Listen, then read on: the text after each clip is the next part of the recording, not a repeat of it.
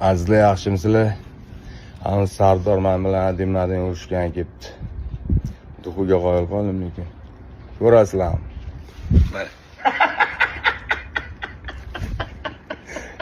Nima deysizlar? Urushimi yoki tishlab olammi? Bu video murojaatim Jasur Umirovga. Jasur aka. Kuzatyapman 2-3 kundan beri kallangizdan yaxshi kelisha olmayapsiz aka. Odam 40 yoshdan keyin o'zi kallasi bir перезагрузка bo'lib qoladi deydi. O'shanaqa bo'lib qolyapti shekilli sizda. Birinchi Sardor Mamadaliyevni ashula aytishga maza qilmadim dedingiz aka. Ustozimga baho berish aka sizga emas. Menimcha ustozimga bir 100 dan biriga ham to'g'ri kelmasangiz kerak. Siz bir ashula aytishda oldin boshqatdan noldan musiqa maktabdan boshqatdan o'rgansangiz ham bo'laveradi aka.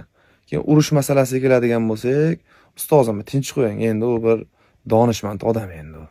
Aka. Urush masalasi mana biz bilan gaplashing aka. Urushingiz kelayotgan bo'lsa. Ayting bir gaplashamiz siz xohlagan joyda. Xohlasangiz bir qo'qonni shapalag'idan bir yeb ko'ring. Yo bir bo'ydani mushudan yeb ko'ring aka. Biroq qorningizni yaxshilab to'ygizib, to'q qoringa bir aloqaga chiqing aka, gaplashamiz. Ustozim tinch qo'yib turing endi aka. Shogirdlari bilan bir gaplashib oling aka.